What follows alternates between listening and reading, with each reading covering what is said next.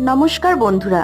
তো বহু প্রতীক্ষিত সেই মায়াপুরের মন্দিরে আমরা কিন্তু এসে পৌঁছালাম। হ্যাঁ, এখানে মহাপ্রসাদ, গদা ভবন, এই সমস্ত ভবনের কুপন কিন্তু তোমরা এখান থেকেই কাটতে পারবে। এখানে এনকোয়ারি হাউসও আছে। আর এই যে দূরে দেখতে পাচ্ছ অখণ্ড হরিনাম সংকীর্তন, এখানে সব সময় হরিনাম হয়, কখনো আজ পর্যন্ত বন্ধ হয় না। এটা হচ্ছে প্রভুপাদজির মেন মন্দির।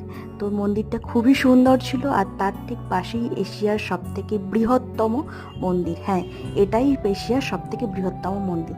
এই মন্দিরের সামনে আমি খানিকক্ষণ একটুখানি রিলস বানিয়েছিলাম, ছবিও তুলেছিলাম, বেশ ভালোই লাগছিল। কিন্তু সব থেকে বড় কথা, গরম ছিল প্রচণ্ড। তারপরে এখানে আমরা হাঁটতে হাঁটতে দেখতে পেলাম একটা ফুলডং থিয়েটার। এখানে আমরা টিকিট কেটে নিলাম 20 টাকা পার জন। টিকিট কাটার পর আমরা এখানে চলে গেলাম। মেনলি আমরা একটু এসিতে বসতে গেছিলাম।